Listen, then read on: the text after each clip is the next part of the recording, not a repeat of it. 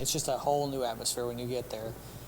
Their band is small, but their band is loud, so that brings up even more to it. The cold, they love playing in the cold, and you know it's going to be cold and wet on Friday, which none of us want to see, but it's going to make for a really good football game. Yeah, I'm planning on making my first trip to Greenback, so looking forward to it, and I think it'll be a much closer game than their first meeting. Greenback won 50-0. So I'm looking for the Bobcats. They coming in, I think they have 5 shutouts this year, coming off a shutout over Cloudland, so I think they'll be ready. And what do you know? We're no special guest, but we got our first caller of the night. So let's see how that goes. Coach, how's it going tonight? Coach Lockard? Practice. Yes. Hey, congratulations on the big win last night, Coach. Well, we appreciate it. It was a pretty good win for us. We played pretty well. Right. Talk about some of your big performers from last night and what you saw out of your team in their first match against Jellicoe. Well, obviously, Evan Winchester was phenomenal. He controlled the entire game. They really had trouble, guarding him with the ball, and not only did he score quite a few, he created a lot of shots for other guys. I really thought Jackson Garner, the sophomore shooter, he had a phenomenal night. He shot the ball extremely well. He ended up with, I think, right 26 or 28. And although he created some of those shots on his own, primarily it was off of Evans' dribble penetration and his great ability to pass the ball. And then on the other side, Chase Lockard, he did his thing scoring as well. Obviously being a senior, obviously being a senior, and Coach Reynolds at Jellicoe, he's a heck of a coach. He was trying to limit Chase's touches and trying to slow Evan down. And, luckily for us this year, we got some sophomores that have really stepped up big for us, like Jackson. And, it makes it tough for teams to guard all 3 of those guys. We were a little shorthanded last night, but we'll have those guys back, hopefully by Saturday. And but we had young kids step in. Lane Harrison, another sophomore, he's 6'6", but he has perimeter skill. He can go inside, outside. He poses a big mismatch problem for people. And Trace Wandell has emerged for us as and he and I have discussed it all summer. He's sort of emerged as our Dennis Rodman. Last night unofficially he had about 16 rebounds. His goal this year is to try to break Trayvon Hill and Eddie Goose Golden's rebound record, and he's just doing a phenomenal job for us. He's a little undersized to play the post, but he's so quick and athletic and jumps well, but he also possesses great perimeter skills. So not only was he collecting rebounds and scoring points for us. I believe he scored 19. He also hit a couple of threes and created some shots for Chase and off his dribble penetration. So, we've got 6 seniors, and I think we're going to be able to, maintain,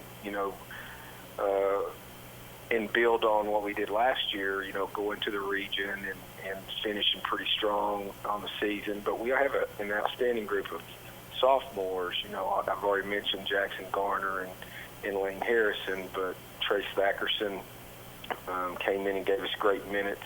Right now we're a little bit up in the air on the other sophomore, on Rashawn Bright. We're sort of nursing a knee injury to see, where he's going to be and what the best step for him to take is. And then our other 2 seniors were Trevor Bryant and DeMarcus McCamey, which are obviously our big boys inside. Both Trevor has some perimeter skill where we can stretch the defense with him, and DeMarcus has really worked on his. So although they're our centers, we'll step them out and let them do some things from the perimeter as well. So I like our balance. I think offensively we're probably a little further along than we were last year, obviously because the guys are a little older. Defensively, I've always sort of held our program standard defensively higher than our offensive end. I've always felt like defensively has been always our strength and what we go to turn games around. And so this is a little bit of an adjustment for me. I'm having to use our offense some to turn games around. And I think just having Evan Winchester, with the ball in his hands allows me to do that.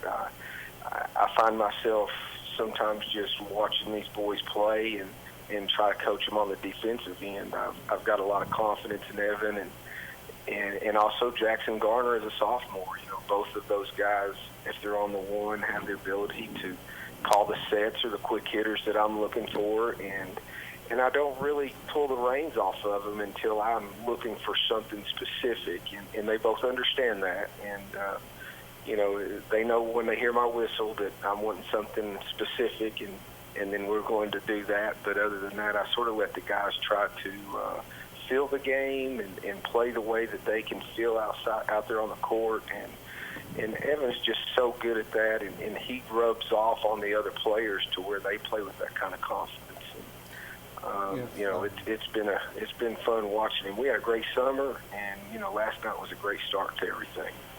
Yes, we're on with Coach Chris Lockard of Clinton High School basketball. Winners over Jellicoe last night, 93-72. Coach Lockard, I know last night was a special night for you.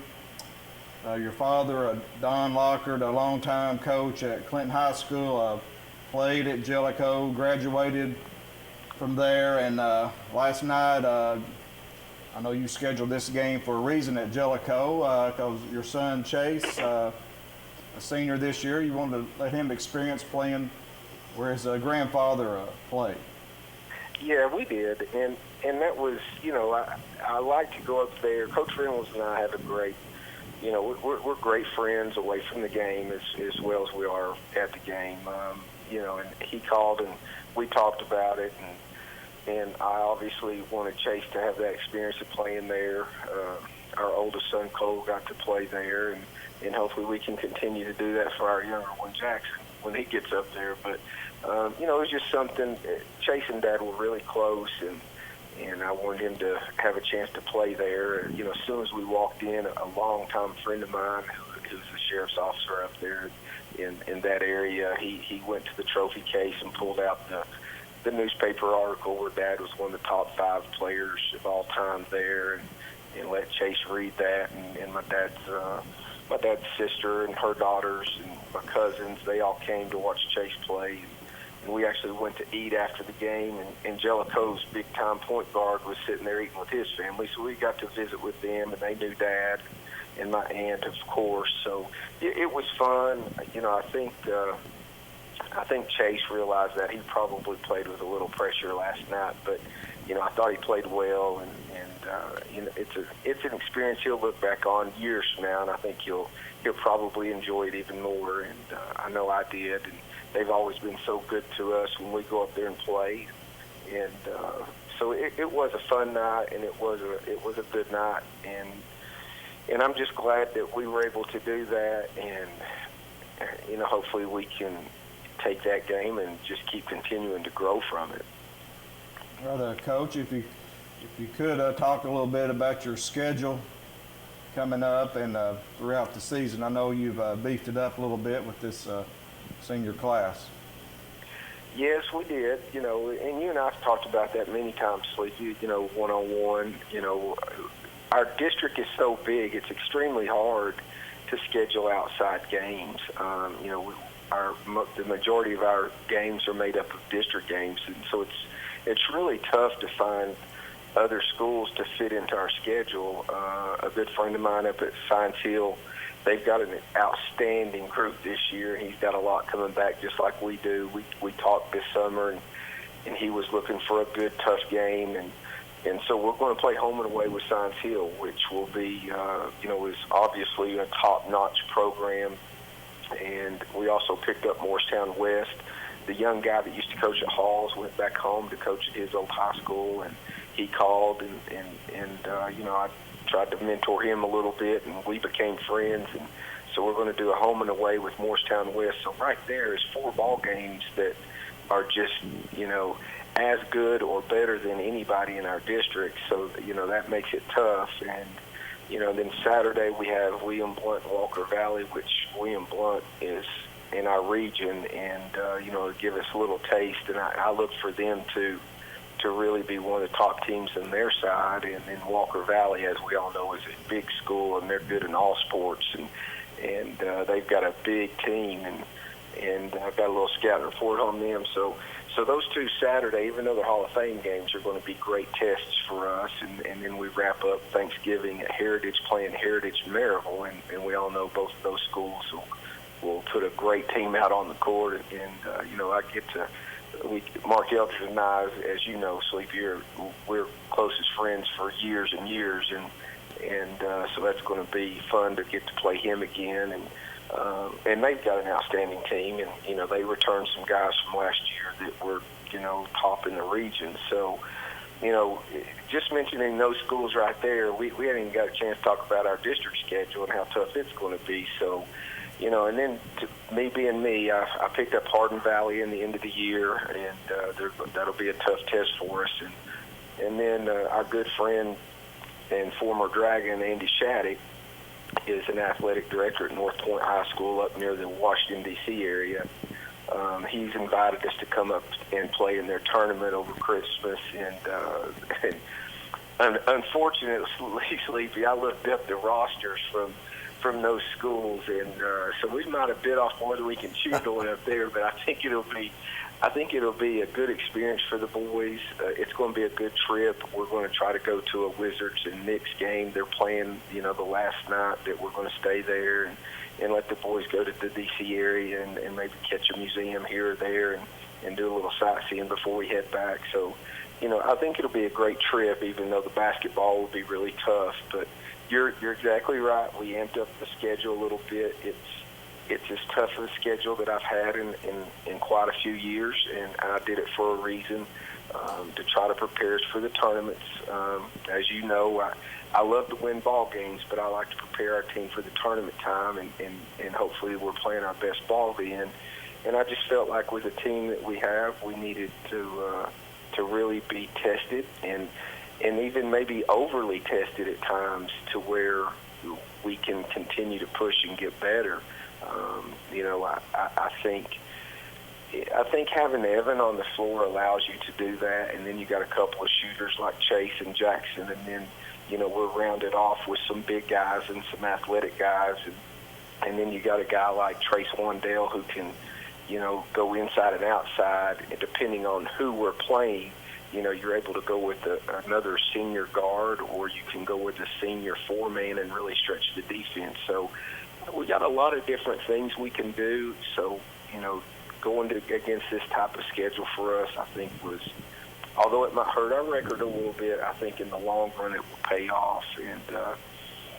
And that was the sole reason in doing it. And, I want to try to make a good, strong run in the tournaments. And as you know, you got to be playing your best ball, and you got to have a little luck, and you got to be shooting the ball well, but hopefully that'll pay off for us. Yes, it'll definitely help you playing that tougher schedule. And if you could just talk a little about the district this year.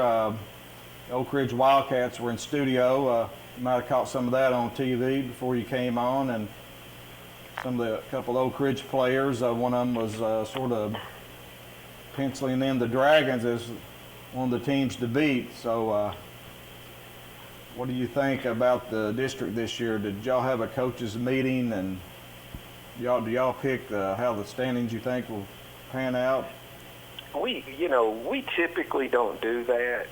Most of us are good friends, and we do talk. Lee Jensen and I talk all the time, and Coach Barnes and I were on the phone the other day, and and Aaron Green and I go way back when he first started down there at Cleveland. He and I scrimmaged all the time together and practiced our teams together. But I think our district is. Obviously Oak Ridge has been so strong the last 6 or 7 years, and they're going to be outstanding again. They got a lot of team quickness, and they've got a big boy inside I watched him this summer, and he's really improved. And You never can knock Carnes out of it. Although the last couple of years Carnes played just a little bit different because they had a couple of different athletes that could attack the rim. But, they've got some guys that can shoot it from all over the place, and it really makes it tough to guard that. And, they almost force you to try to outscore them, and that's very difficult to do. But, you look at Powell, they've just improved every year, and so and they've been one of the top teams in our district the last few years. Campbell County, I think, will surprise people. They're still so very young, but I watched their younger players this summer in the Rocky Top League, and boy, they've grown and matured, and they're going to be tough. Halls is much better. Clint's finally had an opportunity to get his feet established in the guys that he wants, and he does such a good job with those fellas. And I'll tell you, the team that sometimes goes unmentioned is Central. And, in my opinion, they were one of the top teams around here, period, last year. Now, they struggled a little bit with an injury or two here and there, but, I look for them to really make some waves. They're a tough guard. They can score all, in transition and athletic, and they run some good sets. So, top to bottom, it's tough. You look at Anderson County, and they hit you with that little defense and can lull you to sleep. And last year they really shot it so good that, sometimes they just shot you out of the game, and you either could answer it or you couldn't. So, it's hard to pick who's going to be the favorite, in my opinion, this year, because I think it's, we got so many teams that can play different ways. And, but I would have to say you have to look at Central and Oak Ridge just primarily on the kids that they have coming back, and Carnes and Powell. If you want to throw us up in there, I'll take that. But, preseason predictions are what they are. They're just predictions. That's what I tell my guys. You can be ranked high or you can be ranked low, but when you lace them up and step on the floor, that's when the predictions go out the window. Now it's time to play a little basketball and see who's done their jobs and worked at it. So, I think it's going to come to that. I had that conversation with the boys tonight. We had a good win last night, but that's one. And so, we have to get down and keep working every single day. And I think that's, where high school sports have changed a little bit. The kids are so used to the AAU circuits where you play 2 or 3 games in a day and maybe practice once a week. And, when it comes to the high school sports, it's a little bit more dedicated, and because you have so much more schemes and stuff that takes place during the ball games. But, I'm anxious to see how my guys will respond to this tough schedule and see if they've got the mental toughness to stick through it. And if they do, I hope at the end of the year we look at the predictions, and if people predicted us to be one of the better ones, that we fulfill that. And if they don't, I hope that we shock people and can end up somewhere around the top there. Hey, Coach, once again, congratulations last night. I want to talk about one of your former players from last year. You were talking about Lane. How about Luke? Luke had one of his first JV games for Bryan College last night, 18 points, 7 rebounds, and 3 assists. Talk about what it's like knowing that one of your players is out there doing that well and what he meant to you as a coach. I've been really blessed, man. I've had some great players over the years, and I've been lucky that we've signed so many kids to go play at the next level. And obviously being here from Clinton and living here as long as I have and playing here, I'm so close to so many people. But, with Luke, it's a little different. Vaughn, his dad, and I, grew up together and were best friends through junior high and high school. And, I was at Luke's first birthday, and I always tell the story. I got Luke in trouble for the very first time. He and I snuck off his birthday party and were riding a wagon down his driveway. And his mama came out fussing at us. So, I've known Luke since he was little and watched him grow as a young kid into a young man and such a great athlete. He was primarily one of the biggest reasons that we were able to continue to advance last year. I mean, we know that Evan did his thing for us last year in the last part of the season in the tournaments, but when you looked at the kid that made a huge impact for us, it was Luke. We lost one of our big boys to an injury, and Luke went from his natural position of 1 or 2 guard to play the 4 and 5 man for us, and he excelled at it, and we were able to get to the region because of that. I knew he was going to do good at Bryan. I mean, he's a hard worker. He's very competitive, and we knew that, once we got him playing back where he's really supposed to play, out on the perimeter, he has a great ability of passing the ball and playing in the open floor. So him scoring 18 and rebounding that way, it doesn't shock me, but it makes me very proud just to know we had an opportunity to have him to Clinton. And he's such a good young kid. He represents his family and his school that he's playing for. And now he's out there representing, the Clinton Dragon basketball program.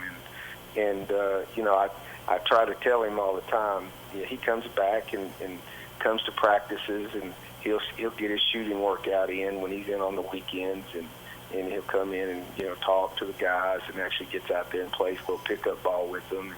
And so it's always good to have that. And, that I think that's the kind of program that, we've built over the years, that the kids like to come back and still be part of it. And they stay close to those guys they played with.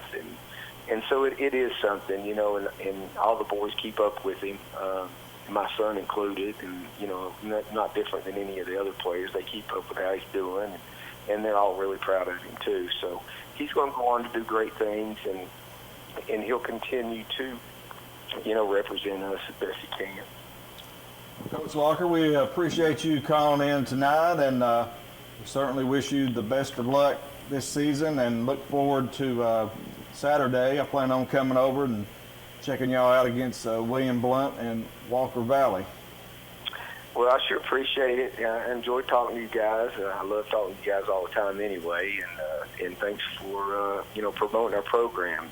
These boys have worked really hard at it, and they're doing what they're supposed to be, and I'm really proud of this group, and I'm just hoping we can stay healthy and keep playing hard, and if we do that, we will we'll have a great season regardless of what happens, but we sure appreciate the support and everything you guys do for us and all the other schools and all the other kids around. And a lot of times I think people forget to thank you guys for what you do, and from us at Clinton and myself and my team, we thank you, and we'll talk to you soon. We appreciate it, and we'll definitely get you all in studio this year. And but once again, thanks for calling in, and we'll talk to you later, Coach. All right, sounds good. So, see you guys. Thanks, Coach. Good luck. Thanks. All right, you're watching the Locker Room Chat. We'll take our first break. We're still having We're some break-free. issues in the back. Free tonight. Break Yeah, free tonight. we're still having some technical issues in the back. They've got to get those worked out before we can take a break. Commercial free. Commercial-free TV is what we like. But lines are open, 865-483-8112. We'll take your calls. It doesn't seem like it, but we're in basketball season. We are. And, we're still trying to finish up football season, but basketball is upon us. I know Rockwood Lady Tigers picked up their first win last night against Knoxville Christian. So, and you all probably don't know, it's been a long road for the Lady Tigers, and they were able to get a win last night, and that'll be big for their program. But Sleepy, you've got some games for us. Maybe you want to cover some of last week's games, talk about them, and maybe work our way into this week's games. A lot of good games this week. I know you had the Lady Tigers scheduled to come in. Maybe we'll get them in. Hopefully we can get them in later this season. Like you said, they had some things come up. Right. So we'll stay with basketball. Actually, I got some scores. Of course, basketball season started officially Monday, so I've got some scores of some local teams. I can run those down real quick. On Monday in the girls' action, Kingston defeated Cofield 70-66. As you mentioned, one of the Rockwood Lady Tigers games, Knoxville Ambassadors won 37-24 over Rockwood. Another couple local teams. It was South Dole 59, Carnes 42, and the Powell girls defeated Fulton 67-44. Last night, the Clinton girls they got a big win, Matt, 80-22 over Jellicoe, and the Clinton girls really played well last night, and it's always good to see the girls team play well. I know a couple years ago or year before last they made it to the region. Last year took a step back, and this year they got a good group of girls, and look for them to make some more noise. Yeah, they're having to come back. They lost Kenley Martin, huge member of that team last year, went down to play in. Yeah, I believe she's at Cleveland State. Yeah, she signed 2 years to play at Cleveland State. They lost one of their big girls as well. But I've seen, I went to the middle school games, and the middle school coaches are so embracive of the high school players. The players are in there helping coach. They'll be on there on the sideline, helping the JV, varsity, all the players out, just getting them hyped up, getting them ready to play. And you'll see them go down there, and they'll actually help diagram what the plays are. And they'll tell them, okay, this is what you need to do differently if you see them take a little mistake. And that's something that they need, is to have these older kids come in. What to do. Yeah, someone to look up to. All right, some other scores. It was Loudon girls over Anderson County last night, 48-28. McMinn Central 36, Midway 31. These are girls' scores. It was Oak Ridge Lady Wildcats 51, Meigs County 42. Oneida 53 over Campbell County 50. That's sort of a surprise there. Campbell County girls, I know they lost a really good senior class with the Boshiers and the rest, but they have a big girl back, Madison Brady, really outstanding player for the Lady Cougars, but Oneida took them down last night. It was Rockwood, as you mentioned, Chase 37, Knox Christian 34. Sunbright had apparently played 2 games, 66-47 over Greenback, and they lost to Union County 54-44. Sounds like some Hall of Fame games. Yeah, Hall of Fame games. Pickett County defeated Wartburg 57-40. Pickett County, I know, has an outstanding girls program in Class A. It was Cofield 44, Lenore City 38. Big win for the Yellow Jackets. Sale Creek defeated Oakdale 61-18.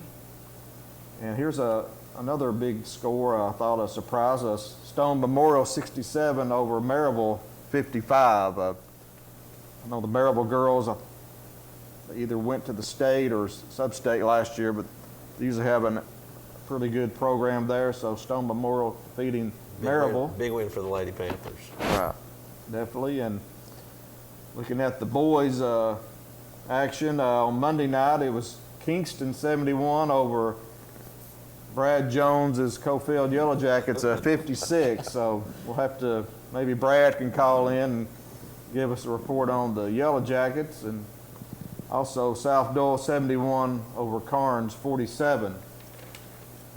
Some scores in the boys on Tuesday. As we mentioned, Clinton over Jellicoe 93-72. That's a lot of points. Oh, yeah. And Jellicoe's got a freshman. I didn't know this, but I was told before the game, one of the top freshmen in the state, his name is Hayden Llewellyn. He scored 30 points for Jellicoe last night. He's about 6'1", but he's a real deal. He's just a freshman, so keep your ears out for that young man. Jellicoe, they'll have a pretty good team this year in Class A. There's also William Blunt, who Clinton plays Saturday, 69, Seymour 60. Anderson County boys won 72-41. I wonder if any of their over Loudon. Players, I wonder if any of their football players were playing in that game after what happened on Friday. I'm sure they was probably back if they have any on the roster. I'm not sure if they have any playing football this year, but I know Anthony White, he's I was saying, it wouldn't surprise me if they have several of them, because the last several years they brought back their varsity team on the basketball team, and that's given them a good jump in the district. Mm-hmm. Right, I'm sure they have a few. There's also McMinn Central over Midway, 75-61.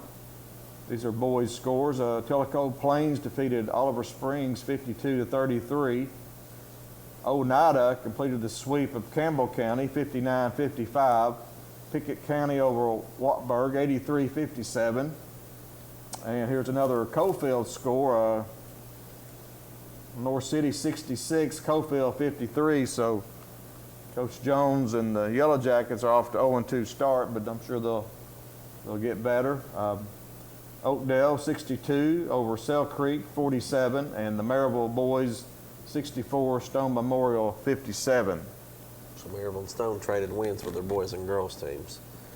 Right. I'm actually trying to, if you want to call in, maybe possibly setting up a high school scoreboard show on Friday night for basketball. If anybody would like to call in, we're taking a little poll if you'd like to see that. Of course, we need a sponsorship for that. But that's just a little idea we've been tossing around That'd be nice. with Brad. I think it would go pretty well, but we'll see. A lot of basketball. I'll have to talk about it in a week. Right. 865-483-8112. Sleepy Tennessee Vols off to a good start. Speaking of basketball, had a big win against Washington. Was that over the weekend? It was over the weekend. Over the weekend, and they're leading Alabama State right now. I'm pulling up the score right now. It is 59-36. 59-36. Tennessee. And then one thing we both saw, because it came across our phones while we were on the phone with Lockhart, is Lamonte Turner joined Jordan Bowden as a 1,000-point scorer in his career at UT. Right now, I'm pulling up the box scores. Bowden is leading the team with 14. Turner has 13. Eve Pons has 11, and Fulkerson has 10 points tonight. But Josiah James has 11 rebounds. He's the only person on Tennessee's team with more than 5 rebounds. James can do a little bit of everything. That's big for a He's a stat stuffer. Yeah, he's got 11 rebounds, 2 assists, and 3 points. He just has a 3-point field goal. He's 1 of 5 shooting, so he needs to rein that in just a little bit better to help propel Tennessee even more. They're going against 0-3 Alabama State right now, but you know their schedules are just about to ramp up really tough. Right, the Vols were up by 11 at halftime, so that's good. They pulled out to a big lead, 20 points. But Real yeah, good. As you mentioned, the schedule. Next Friday they play Florida State in the Emerald Coast Classic. I think Kansas is there too. So and they play Chattanooga first in that one, because that actually no, today's game starts the Emerald Coast Classic. oh, okay, it's part of it. They have 2 campus games. It's today versus Alabama State, and Monday they're hosting Chattanooga, and then they go down to Florida State on Friday to play them. Same tournament. Anybody else we play in that tournament? Those are the only 3 games I see right now, but I can look that up as we're talking about other sports as well. But yes, the schedule is definitely it's pretty tough.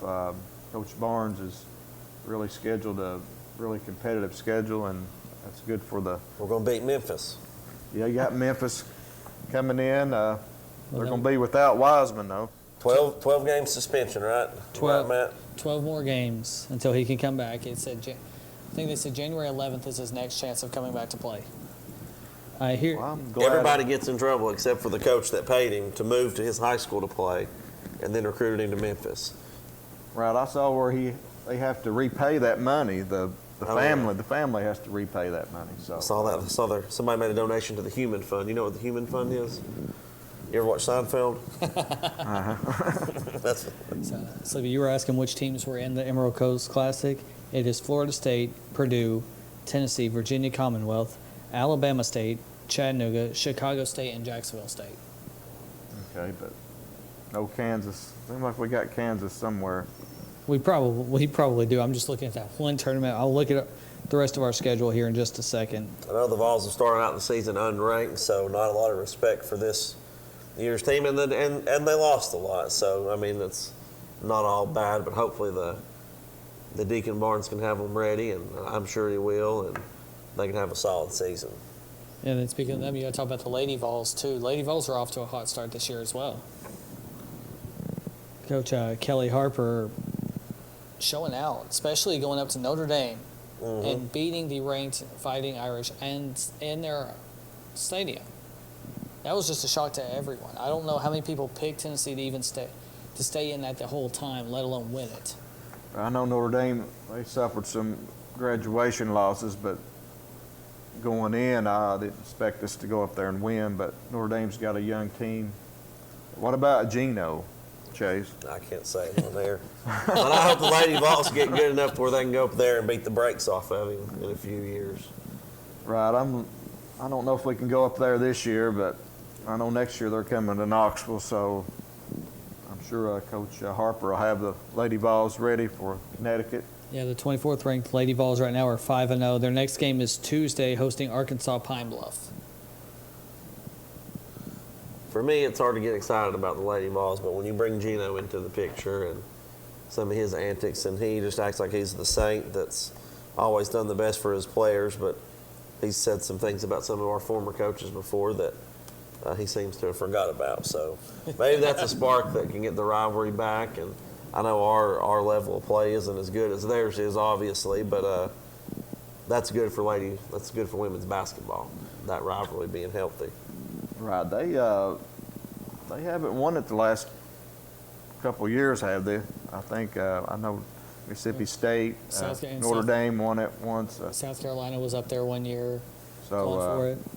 So his little run has ended a little bit, but Right now the Lady Huskies are 4th and 3-0 right now, and they're right behind Stanford, Baylor, and Oregon in voting, trying to go up to the top spot again. yeah, they just had incredible runs. They rolled off like a couple of winning streaks, 80 plus games. I think one was over 90 games as well. It's unbelievable. Can you believe it's been 13 years since Tennessee and Connecticut has played? It feels like it's not been that long, though, because I remember I used to be at home. I was in school. We always watched that game. That was the one game that everyone loved to watch. This year it looks like it's going to be Stanford. That looks like it could be an undefeated matchup in December, Tennessee and Stanford. You think they would have met, NCAA, you think would have scheduled them, set it up to where they played each other, but they never did. You see that a lot in the men's basketball. They'll set up coaches playing each other, but Tennessee and Connecticut always seem to be in opposite brackets or just never did materialize. And they're talking about not renewing the Tennessee-Memphis rivalry. What's that, under a 3-year? I think a 3-year home-away home, and some of their antics we might not be playing. I don't think Coach Barnes is too keen on playing that game. No, I don't think so either. No, he was too happy with Penny. His balled up fist. Penny screwed up something else. So I'm looking forward to that game. The Vols play then. I think it's December 12th. Okay. I will look that one up, and then as I'm looking that up, we should talk about the Missouri game this weekend for Tennessee to see if they can make a bowl game and not have to wait on the game against Vanderbilt in 2 weeks, because they'll be bowl eligible if they make this win. That'll be a big win this weekend. I know I've got some family and some friends going down to Missouri on Friday for the game on Saturday, and like you said, that would be probably one of our bigger wins of this. Obviously, it would make us bowl eligible, but going to Missouri, a team that we haven't had very much luck with since they've came into the SEC, and really just the season has took a turn for the better, obviously. But I think that's still a tough game. They opened up as a 6-point favorite. Missouri did. So, that's probably on the bulletin board somewhere in the locker room. And you would like to go into the Vanderbilt game knowing that you had a bowl game locked up and you could focus on celebrating your seniors, Jawan Jennings, some of those guys, and just rocking, kneeling, and getting back to beating Vanderbilt. Yeah, the line's down to 4 now for that game, and December 14th is the Tennessee and Memphis game. Yeah, I think the Tennessee and Missouri, I think it's a must-win for Tennessee. It's not really a must-win, but it's a must-win here. It's Missouri, the last 2 years they've beat us the same score, 50-17. And Vanderbilt's had Tennessee's number the last 3 years, so it's one of those. Vanderbilt's looking for it. They want to be the team that keeps Tennessee out from being bowl eligible unless the waiver, if Pruitt's put in for the waiver to be a 5-win team to go to a bowl game. I know Missouri put in that waiver already. Because they believe they were going to be a 5-win team this year. They already put in a waiver, and it goes by APR, I believe, is what it is, the scoring on which teams will make the bowls. And that is based on graduation rate, grades, all these different factors, on which 5-win teams would make it over others. I know Missouri, they're 5-5, and we're 5-5, but they pretty much owned us. I know we beat them a few years ago. I think Dobbs was a senior. That team beat them, but you can go back to when Dooley was coaching and Cheney was our offensive coordinator. I remember they came in here and beat us, come back, and it was like a 3 overtime game.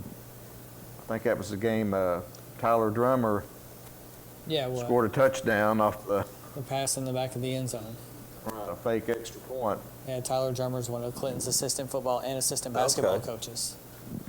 Yeah, we need to beat Missouri and Vanderbilt and go to a bowl game. Go to Florida, go to the Tax Slayer Bowl. Yeah, that's what it looks like. Was that a projection I heard on the right radio now today, maybe against Florida State? Have you heard that? I will look up what those are, but that's the one I believe. I'm sure there's more than one, but I heard Florida State. I've also heard the Liberty Bowl maybe against Texas. That's pretty intriguing to have 2 UT teams playing. You know, it's been 50 years since we played Texas. Really? So I think that'd be pretty neat. I wouldn't mind going to the Liberty Bowl. I don't know if I'll go or not, but it might be about 20 degrees there. It's usually pretty cold, but I think that's a New Year's Eve game. Yeah. About 3:30 start, so as long as it's not the bowl in Orlando where I went to go watch the Pro Bowl last year. Yeah. Renovated stadium, so you're expecting everything to be brand new. As soon as you get into the press box, the roof is leaking. They have trash cans underneath sections of the roof inside the press box because the roof is leaking because it rained so much that day. It was so cold that day. I'm glad that they did not give me field access during the game. They would not have taken them up on that offer. Oh no, definitely not for that game. what stadium was that? It's the stadium in Orlando. I'm blanking on the name right now where they host the Pro Bowl and they host. I think it is. There's a couple of different bowl games as well that they will host there. Oh. I'm sorry right now. I'm just blanking on that one. I'll look it up. It's Exploria Stadium now. They changed the stadium name. Interesting. All right, let's take our second caller of the night. We'll take your calls. 865-483-8112. 865-483-8112. Caller, you're on the air. Hello?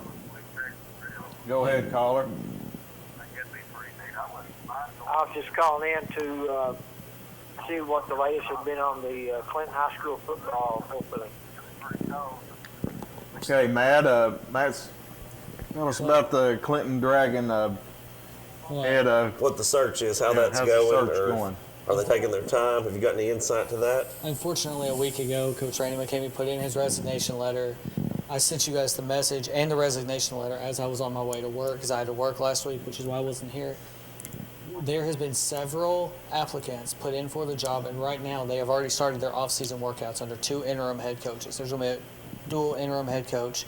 Both of them right now teach at the school. So they've been on the staff for several years. They're really good at it. One's the strength and conditioning coach, and one, I believe, was the offensive coordinator this year. So do you know any of the applicants that have applied for it, or you heard anything? I've heard several names. I'm not going to throw any of the names out there that I've heard. I know it's what you're trying to get me to do. I'm not going to do that. I'll do it. I know you can do it. I'm not going to put myself in that position. Well, I think they did all but mention names on the Friday night scoreboard the other night. But Yeah, you mean when Coach Rodney Ellison, the former offensive coordinator at Clinton under Josh Curry, went to Powell for 2 years. He's also the former athletic director before, as he was an assistant coach for Clinton. Now, where's he at right now? He's at Oak Ridge. Okay. He's at Oak Ridge right now on Coach Gaddis' staff. So I've heard he's applied. That's really the only name I've heard that's applied officially. But I've heard there's like 30 to 35 applicants that just put in for it, caller. Who would you like to see? Do you have any ideas? Mr. Williams? You going there, Coach Stormy? No, I think. Yeah, I thought you was talking to somebody else. Oh, no, we want to know what you think about it. No, I haven't. All I know about it is I talked to Coach Ellison, and he told me he was interested in the job. Coach Ellison had the Powell High School football program on the rise, and their administration made the decision to go back and bring one of their former alumnus back to the program, Matt Lowe. Coach Ellison went on to Catholic High School for a year, and then this past year was at Oak Ridge as a wide receiver coach, as you all mentioned. But I did talk to Coach Ellison Saturday morning, and he did indicate to me that he was interested in the job. He said they had had a lot of success when he was there before, and when he was the offensive coordinator and quarterback coach, they averaged 32 points a game. I believe won 7 games, which was Clem's last winning season. I think Coach Ellison would be an excellent choice for that position. He just strikes me not only as a excellent football coach, but an excellent person as well. And I think he would be well received as the head coach at Clinton High School. Right. It's actually my brother, Steve Williams, calling in. No. He's Sorry, Steve. He's a long time. He's wrote prep high school, covered high school sports for over 50 years. He's an outstanding writer. He was with the Knoxville Journal. Now he's with the Knoxville Focus, but he's covered high school football in East Tennessee for over 50 years. So, Awesome.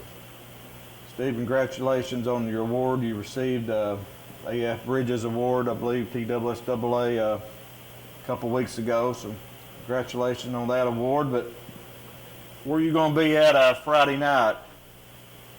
Well, first, John, thank you for those comments, and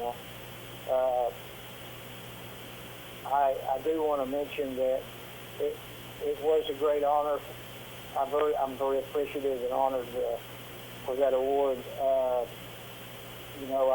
started my sports writing career at the Clinton Courier News under a great man by the name of Horace V. Wells, a great newspaper man and a great person. Started there and recently was out in Clinton and went by the Clinton Library. I was looked up some of my first games that I covered at Clinton, and the first one was in 1968. September 1968, Clinton opened up at Oliver Springs. That was the first game that I covered. And it was interesting to look at my writing style back then as a 16-year-old junior at Clinton High School. But this Friday night, I am looking forward to covering the Central High School at South Dole football game. I think Central High School, I covered them last week, and they went over Gibbs.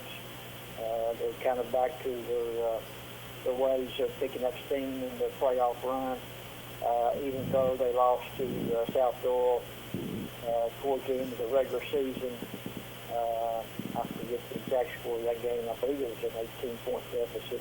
But that was on the night that it rained. Throughout the game, Central fumbled 10 times. South Dole played Elijah Young played out of the Wildcat position all night long and ran wild.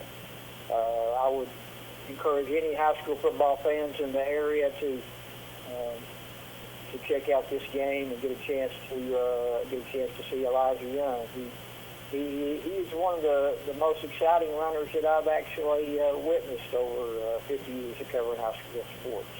Unfortunately, right now he's committed to Missouri, and I don't know if there's any chance that Tennessee might still be in the recruiting for him or not. I'm going to hopefully Friday night I'm going to talk to him about that. You know, South Dole is their quarterback, Mason Brang. He's back, came back last week in their win over Daniel Boone, and I know he missed that first game against Central, but that's a big spark for the Cherokees. Yeah, John, you're absolutely correct. And when Mason Brang went out, I was actually at that game that night when they played Gibbs. I was actually on the sideline where he got hurt, and he was moaning in pain. He broke a leg, suffered a broken leg, and Coach Duncan came all the way across the field. As the medical staff got over to attend to him, Coach Duncan was bending over, talking to him. And then they helped him up and helped him back across the field. And as he was walking back across the field, you could hear all over the stadium the fans, the students, the fans from Southville High School chanting Mason Bryan, Mason Bryan, Mason Bryan. He's a great young man. I got a chance to interview him a couple weeks ago. He told me he was going to be getting his boot off soon. We wrote a story about it in the Focus that he was coming back pretty soon. I didn't quite expect it. Nobody knew exactly when. Coach Duncan would say that he only hoped that they could play long enough to give him the chance to get back. As it turned out, the week he got his boot off, he was able to play last week. I didn't cover that game, but from what I've read, he played very well. And all season long, I figured the Southville was going to have a chance to win the championship.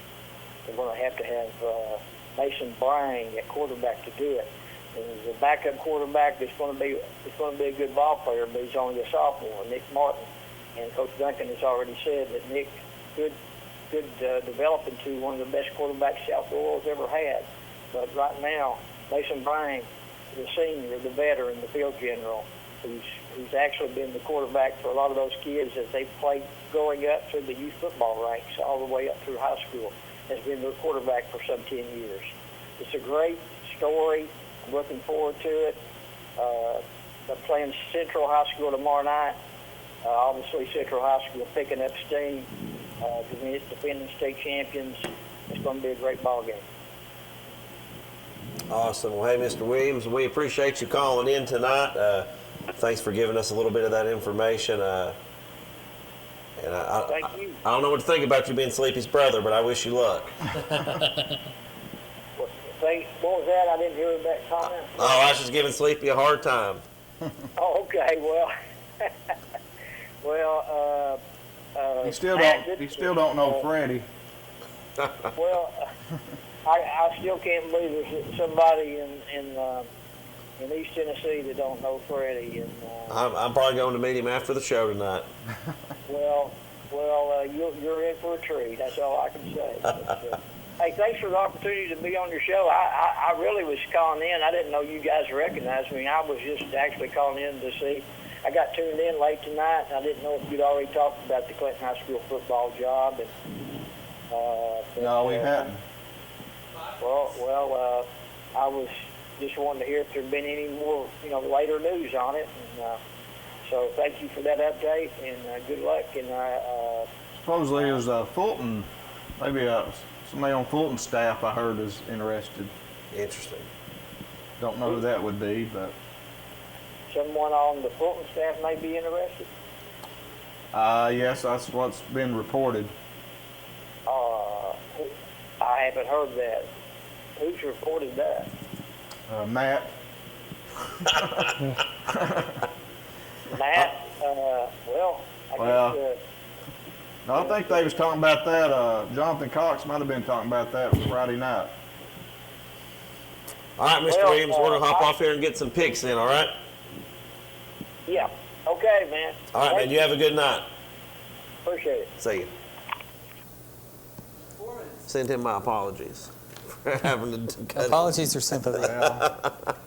Appreciate him calling in. Oh, yeah, interesting man. Well, right before you say this, I just got an alert from CBS Sports. Carlin Fields and me is going to redshirt this year and come back. He's playing on redshirting, running back for Tennessee, and coming back for a fifth year.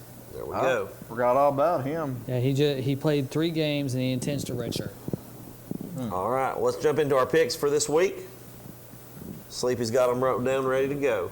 Yeah, our picks, quarterfinal state playoffs, Oliver Springs Bobcats traveling to Greenback.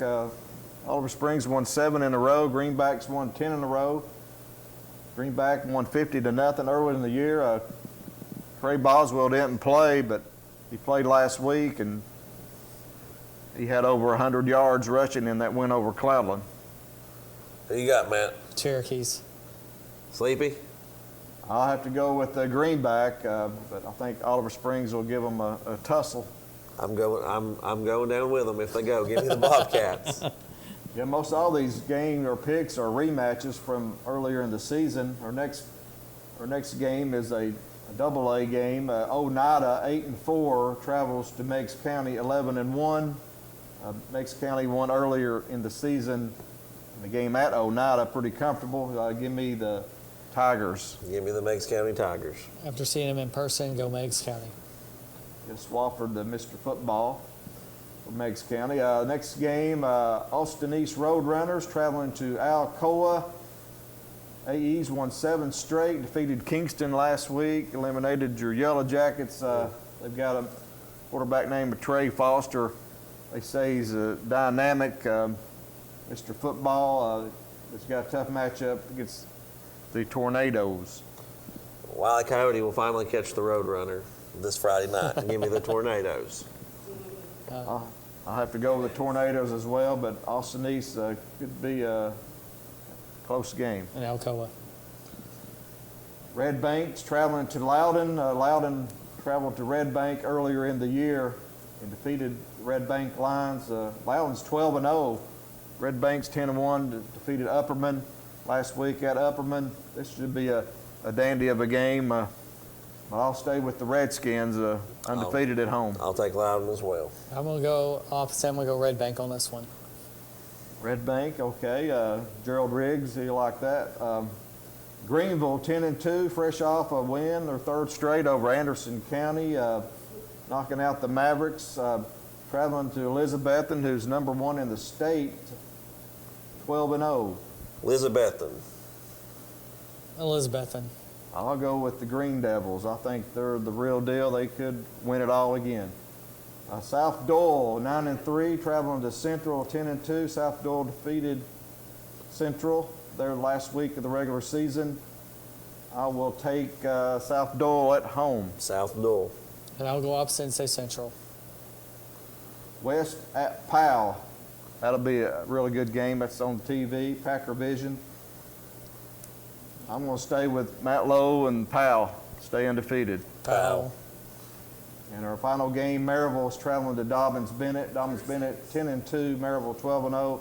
Give me Maryville setting up that big game with Oakland next week. Maryville. Maryville. Maryville as well. Pretty good picks for everybody. I want to thank everybody for tuning in tonight to the Locker Room Chat. We'll be here the same time next Wednesday. Thanks for everybody that called in, that joined us. It's been the Locker Room Chat. We'll see you next week.